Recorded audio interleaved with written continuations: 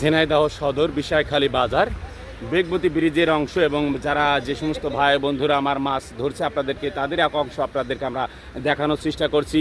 দেখতে থাকুন, দেখা যাক আলা ভাই কর্তিক মাছ পাইল সেটা আপনাদেরকে আমরা দেখাবো।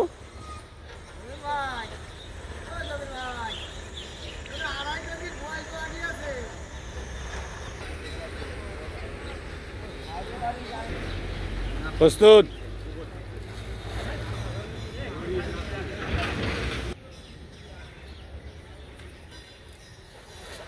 অসাধারণ।